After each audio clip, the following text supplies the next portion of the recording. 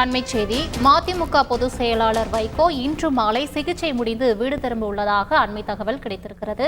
இது தொடர்பான மேலும் விவரங்களை தருவதற்காக எமது செய்தியாளர் தாயுமானவன் இணைப்பில் இருக்கிறார். தாயுமானவன், வணக்கம். எலும்பு முறிவு அறுவை சிகிச்சைக்கு பின் இன்று மாலை மதிமுக பொதுச் செயலாளர் வைகோ வீடு திரும்ப உள்ளதாக தகவல் கிடைத்திருக்கிறது. இது தொடர்பான மேலும் விவரங்களை பதிவு பண்ணுங்க. எலும்பு முறிவு அறுவை சிகிச்சைக்கு பிறகு இன்று மாலை இல்லம் திரும்புகிறார் மதிமுக பொதுச் செயலாளர் வைகோ அவர்கள். மதிமுக பொதுச் செயலாளர் வைகோ இல்லத்துல நிலை தடுமாறி விழுந்ததுல தோள்பட்டையில எலும்பு முறிவு என்பது ஏற்பட்டிருந்தது. எலும்பு முறிவினை சரி செய்வதற்காக உடனடியாக அறுவை சிகிச்சை மேற்கொள்ள வேண்டும் என மருத்துவர்கள் ஏற்கனவே அறிவித்திருந்தார்கள்.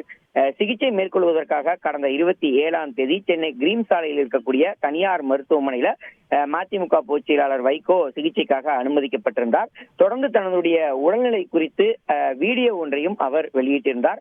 அதில் தாம் நலமுடன் இருப்பதாகவும் அறுவை சிகிச்சை முடிந்த பிறகாக வீடு திரும்புவேன் எனவும் அதில் தெரிவித்திருந்தார். இந்த நிலையில தான் எலும்பு முறிவை சரி செய்வதற்காக தோள்பட்டையில திங்கட்கிழமை மாலை வைகோ அவர்களுக்கு அறுவை சிகிச்சை என்பது மேற்கொள்ளப்பட்டது. அந்த அறுவை சிகிச்சையை தொடர்ந்து 7 நாட்களாக அவருக்கு மருத்துவமனையில தொடர்ந்து சிகிச்சைகள் என்பது வழங்கப்பட்டு வந்தது.